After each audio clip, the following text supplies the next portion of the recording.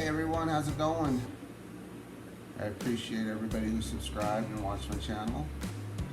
So that means I'm gonna keep going. It's 6:40 on Saturday, August 28th. I'm just gonna kind of take you through a quick tour and show you my morning routine. I do this 7 days a week. Make sure all the fish are healthy, feed them. Usually Monday through Friday, I get up about this time until I go to work. I usually been here till 8 o'clock in the morning, and that's every morning.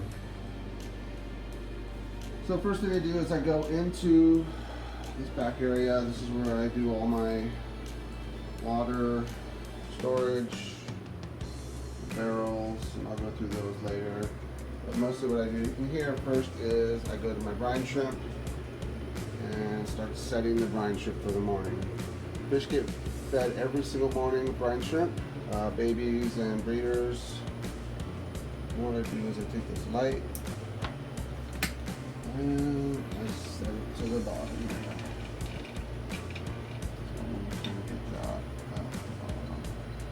So everything kind of drops down.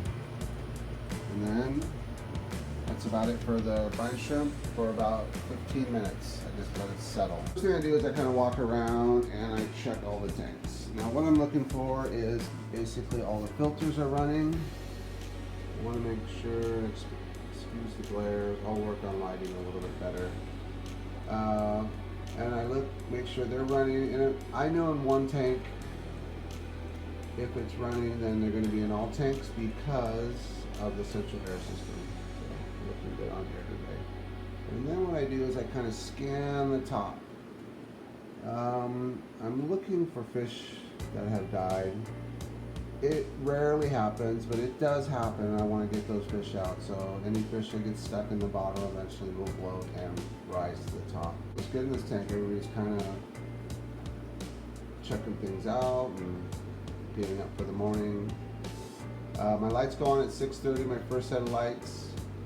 And then the rest of them click on by 7. And I do have an app where I can turn everything on. If I come down early, I'll click on one light and then kind of slowly turn on the other lights. And I'll go over lighting too in this room. So I do not light most of the tanks, I just light the room and heat the room too. So right now it's about 85 in the back room, and that's where the water storage is. That's pretty self-contained, and that's where the dehumidifier is, and that throws a lot of heat. I do have fans circulating, but the room stays about between 80 and 83, and I'm always trying to keep it around 50%. 40% is good, obviously lower, but if I hit 60%, I know something's wrong. And I have to take action somehow. Either the dehu's off, or fans have been shut down, or something's going wrong. So that 50%, so you see 47 in the back, and that's the water storage, and 51% in the room. So that's pretty much optimal for a fish room. So make sure everybody looks healthy, and those fins look really good. So tank is solid. They're amazing. They got a lot of red in them, and a lot of fry. So they're doing real well, and he's real protective. These are my Peruvian wild Discus. You can barely see him. They come out when they're hungry, but they like to hang out in back there. There's 2 of them in there. One of them hides. So whether we breed those or not, those are just cool fish to have. And I come over to the Discus, and they got fry again. Now these guys have been struggling with their fry. They hatch them, and they don't take care of them. So I'm probably going to let them go 1 or 2 more times and then start pulling the fry. I want them to take care of it because if they can take care of them for the first 10 to 14 days, that makes my life really simple. That's the male swimming down and the female watching the eggs. So just looking at their fins, their eyes, they should all be alert. They're shoaling fish, so they should be hanging together. And there is a pecking order. Sometimes it's hard to see, but this guy definitely runs the tank. And then he's got his sidekicks that hang out with him. And there's one little guy right here. Where is she? Right there. She is the least dominant. but that's important in a discus tank, or really any fish tank, because you want that subdominance. It really keeps balance in the tank. She does well though. Every now and then she goes off on her own, and she gets picked on a little bit, but nothing too severe. Just her fins look great, her eyes look great, fins are dropped. He's tucked up a little bit, but he's probably been a little bit. Oh, there he goes. He's opened up. So, one's really good.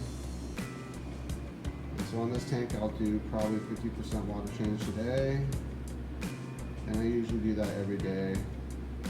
And they're starting to grow to about 4 inches, so they might get backed up a little bit. Now, what I'm going to do with these guys is split them off. There's 20 in there. So I'll probably split them in half, and I'll take half to the waterfront to sell. Now, waterfront does sell online, but most of the subscribers right now are local. So I'm not sure if I'm going to be taking these in today or probably in a couple weeks, but it'll just be shower aquatics discus. So I would take some of the red covers. These guys will get solid red with the orange head, and then this guy right here is a future breeder of mine, and then these guys are the red spot wild cross. So I'm trying to bring a little bit healthier genetics to these fish, and they are in tap water. 86 degrees right now. 84, 85. 84 is my lowest for discus and rams. I like that 85 number. I just feel like I have full-on success at that 85 degrees. These black rams are actually going to the waterfront today. So these will be in the shop probably tonight and tomorrow. So I know most of you are local, and these guys are champions. They are amazing. But I have enough, and I've bred these guys out, so I have enough to do breeder pairs, and these guys are really nice. So they're about 4 months old, and I would expect on average to get 2 years out of the rams.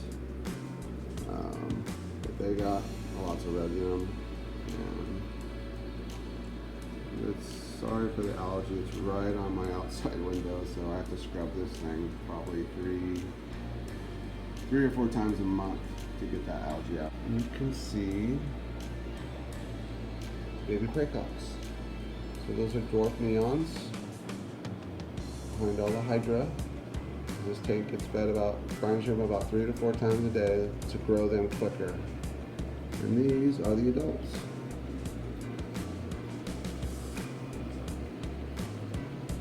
Breeding group. This is my 2nd generation and 3rd generation together. So you see the smaller ones are the 3rd and the bigger ones are the 2nd. Dried duckweed in there that's for Hipposoria cultures. And about 2 or 3 more days there'll be an explosion of Hipposoria that'll go throughout this tank to feed these guys. These are 3-day-old 5-4 dwarf neons. And there's a lot of them in there. But they're only on their 3rd day of that mop. So that mop stays in there for 10 days and they hatch for those 10 days. So for 3 days I would say there's probably 40 in there. And there'll probably be a couple hundred by the time that mop empties out. That is, they're calling them dwarf coral platies. Started with 3. This tank pretty much does its own. I drop in baby brine every day, twice a day, and change the water probably once every 2 weeks, and only like 10%. So they're starting to grow out a little bit. I'm probably going to change that water schedule to once a week now because they're getting a little bit dense. But when I started with 3 fish, I think the first month I didn't even do a water change because it was just so lightly packed. It's a 20 long. So another floor tank, and kids love these lower tanks because it's kind of their eye level, and they lay on the ground and watch their iPad and watch the fish. It's cool. Sometimes they stay down there for hours and do that, so it's pretty cool. Tank, I got a little story about the ram tank. I told you I'd talk about the fish room and the good and the bad and the frustrations. So this guy right here is my big male German. He is approximately 2 to 2.5 years old. I think he's coming to the end of his life. They're seasonal fish. So to get a year is good. To get 2 years is amazing. As long as I've kept around is 3 years. And what's happened to him, he was super dominant, colored up. And he had babies, and I sold a lot of babies, but I did keep one male I really liked, and this is him, right? Where are you? Right there. So that's his son, and I think I can't be in the room all day long. I think he went crazy and kicked the crap out of his dad and took dominance of the tank. So he kind of runs the tank right now, and he's got that little high thing going and good color, and that's what the other male looked like a couple days ago. And I think he got the crap kicked out of him, and the next generation is taking over. But this ram is only 5 months old, so he's going to be dominant breeder, and so he'll just kind of live out his life. I don't know if he'll color back up. It's pretty sad because he was beautiful, but I think he's just come to the end of his run. And unfortunately on these fish, that's just the way it goes. I mean, I hear a lot of people say they can't keep rams for more than a year or under a year. And I think it's the situation, but really it's about the heat, keeping them warm. They got to be at 84 degrees. I don't care what anybody tells you. A ram at 80 degrees, 82, their life is not going to be as good. And it is a balance because you can't go too hot, but you can't go too cold either. So they're in tap water. He looks a little better today. He was really thick and beautiful and colorful. He's a hybrid, gold and German. Is something I'm working with. And then the golds. And then I forgot about these rams here. This is an important tank because these are future breeders. There's 8 of them in here from 2 different sources. So I'm trying to strengthen the ram a little bit. The black ram, it is super aggressive. It's a hard one. I don't know. I've spawned them a couple times and I enjoy them, but I just don't know if long term this is going to be a fish that's going to do real well as far as selling. Now it's going to do well as far as keepers wanting to keep it because it's pretty cool and different, and I don't want to say rare anymore, but just a nice fish. It does get a little lost in the tank sometimes. So, and there are 8 of them here, 8 of them, and they are future breeders. 2 different sources, 4 from one source back east, and then the other source from stuff I bred from the waterfront. So from Lewis and Peter. So again, these will be in the waterfront probably tomorrow, these guys. So champions.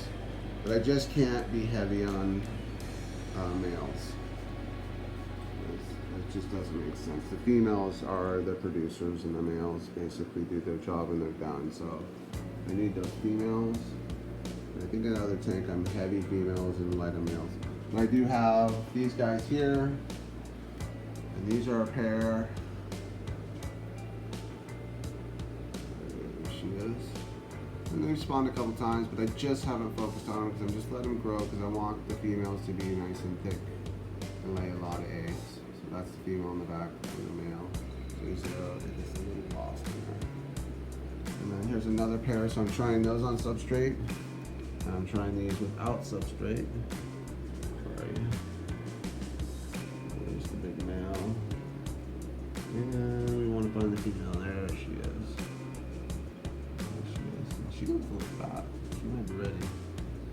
And then I go through all these tanks. So ram tank, good. I'm going to pull some snails.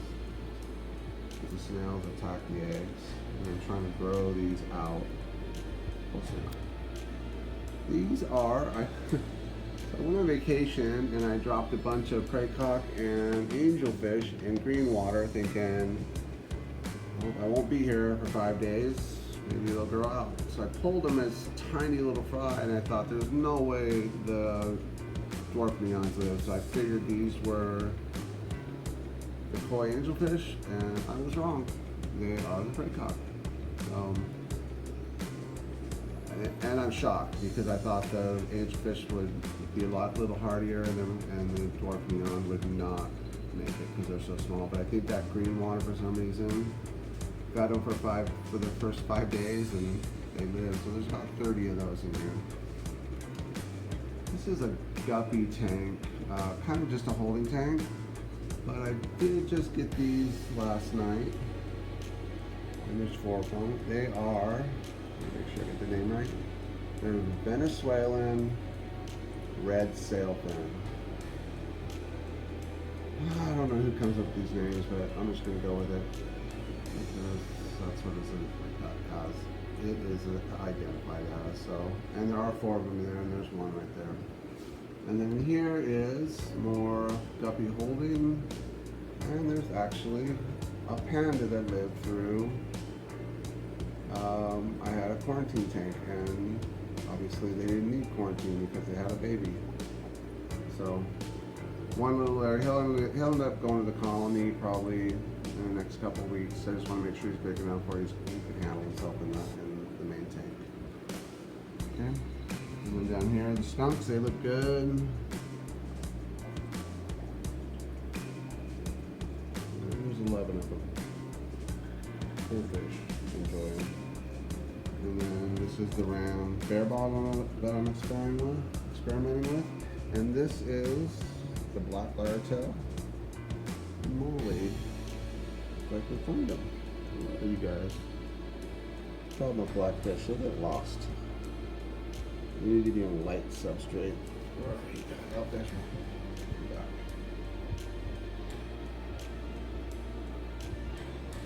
So she might be ready to spawn. They've been in here about a month and a half. Oh, there's the male. And then in here are triple red apistos. They have spawned, but I don't think the female ate the eggs. They spawned in this little cave here. There's eggs in them. So just let them kind of do their thing. I don't really bother them. They just eat and come out, and they look beautiful when they do, but they're hiding right now. And then the Florida flag are doing well. He's really colored up.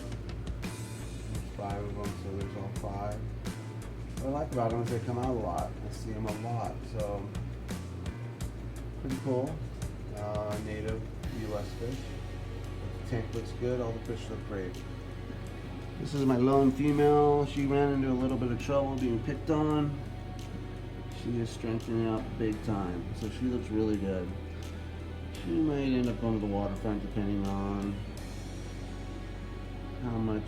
how well I do with the fry. I'm not going to do nothing until those fry grow up and get about 2 or 3 months. So we're about 3 weeks right now.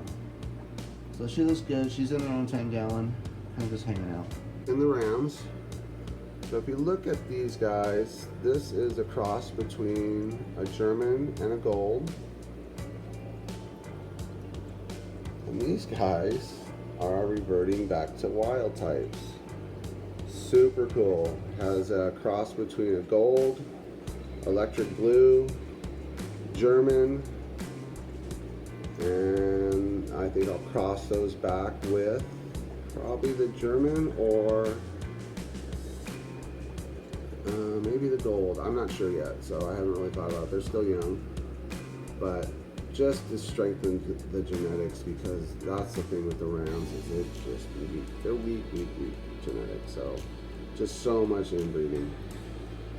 So they will be ugly for a while, and I will just keep them and hang out. And I like this type of fish personally. This is something that I enjoy because it's more of a natural occurring fish, where that's a very man-made fish, but still beautiful. But what's nice about this guy right here is he's actually a 3rd generation cross too, that's actually holding that German line. So he might be really hardy. He's got a lot of that gold in him. I might cross him with an electric blue and see if I can get more of these guys, just for breeders. And then I'll breed them out and then breed them back and see if I can strengthen those lines and make them a little hardier. But that's it. So that's the room in the morning right here. And we'll get this on. Pull this air line out. And then drop it. And then what I do is, so you can see this is all brine shrimp here. And what you're seeing the green here is actually spirulina. And so what I do is when I make my first batch is I buy this at Natural Foods, Good Earth. I think it's in AF. And then I use one of these spoons.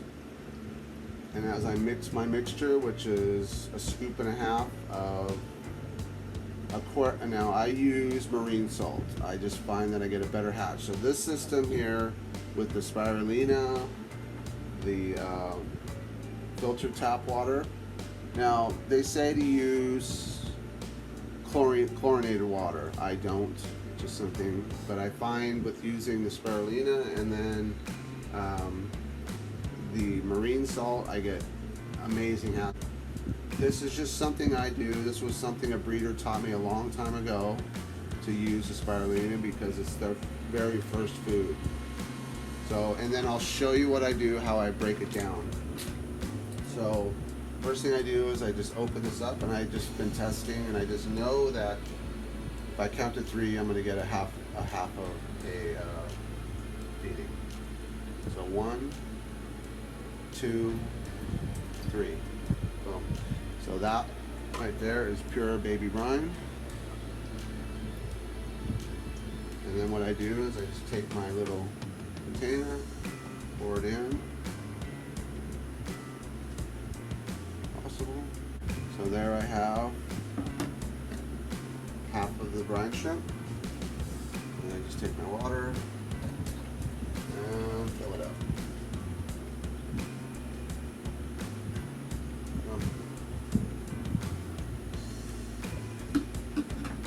One more. And there you go. Okay, and then I take the rest of this and feed it into the container. Okay, I watch it because I do not want these eggs to drop into the clean brine shrimp. So I get it right as close as I can where I can still see daylight, and then I stop it. So basically what we're trying to do is just get rid of any bacteria. Now you got to remember this is heavy salt. So bacteria has a hard time growing in the salt. It will grow, but it takes a while. So by just cleaning and scrubbing, you're doing a good enough job. You don't have to bleach your containers. So let's like that.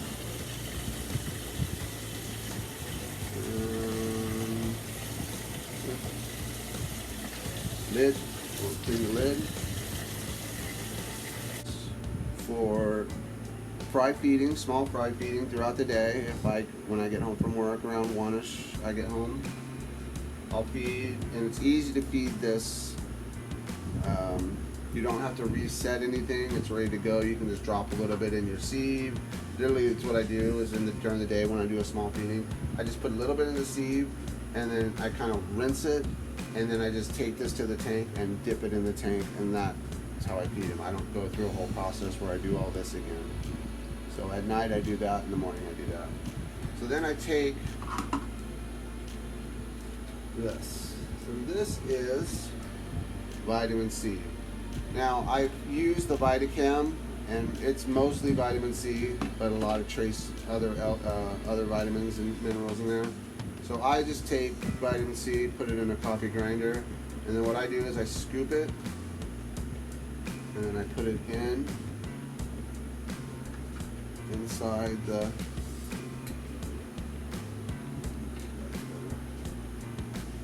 so I just drop that in there, boom, And then another thing I do is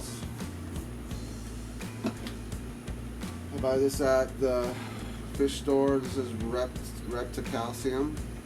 There's a little bit of calcium in there.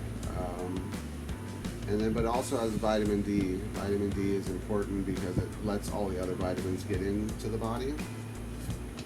So I just take that and put a little bit of that in there. Literally like a half a scoop. Half a scoop. Okay. That in.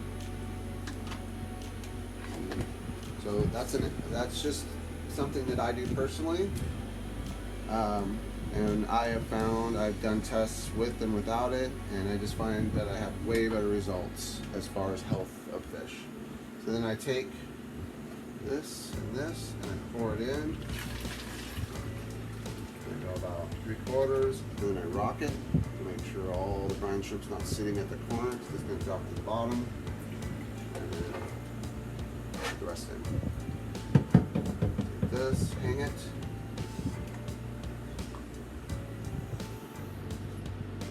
Put it in. And get a bubble. Now I want enough bubbles to create aeration in there, because you think of like an ocean, or you think of a lake. You know, there's good agitation on those edges, and that's where these live. So not enough to break them, because I don't want to destroy the brine shrimp, but I want enough to keep them circulating. And I have found by coming from the bottom up, they don't settle at the bottom. They kind of always doing that rotation, so they're a lot healthier. Now, you've probably noticed these containers.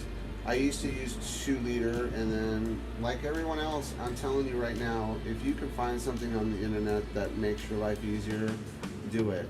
I know there's the Discus, but for me, dropping $100 on something when this works doesn't make sense, but that's just personal. This is Dean's setup. I've kind of MacGyvered a little bit different than his with his drops, because I had a ton of these for my RO systems.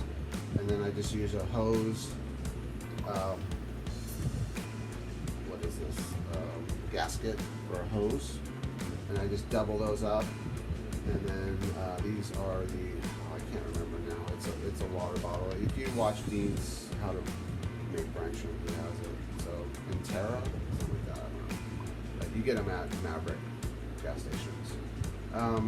And then here, so what I do here is, sometimes I get busy and I can't get into the fish room, so I want to always know my setup time. So the last one is the last setup. So this was actually set up on Thursday, and it's Saturday. So Friday it went for 24 hours, and then Thursday, and then Saturday morning it's ready to go. And then this is a new one here, which is a little bit hard to see. So this was set up at Friday at 10 p.m. So I know that I have until Sunday 10 p.m. to feed this. I've tried longer, but I just noticed that they start to go rancid a little bit, and I don't want to feed my fish anything that's not healthy. So this one has a spirulina. It is huge for hatch rates. I don't know why more people don't talk about it or use it, but it's just something that I found from an old time breeder taught me this, and it's something that I use. And then this one has the calcium, vitamin D, and the vitamin C. I rarely deal with diseases when I feed, and the growth of my fish is insane. I can grow a prey cock or a dwarf neon to sellable size in probably four months, 5 tops. And I've heard people it takes up to 8 to 9 months. So I think the growth rate is just insane. So personal, is it over the top? Yes, but if I'm going to be doing this, I want the best of the best. I'm not interested in just selling fish because I'm selling fish. If I'm bringing fish to the waterfront or to wherever I'm selling fish, or whoever I'm selling those fish to, I want them to have the best chance for success. And I think this starting point is the best.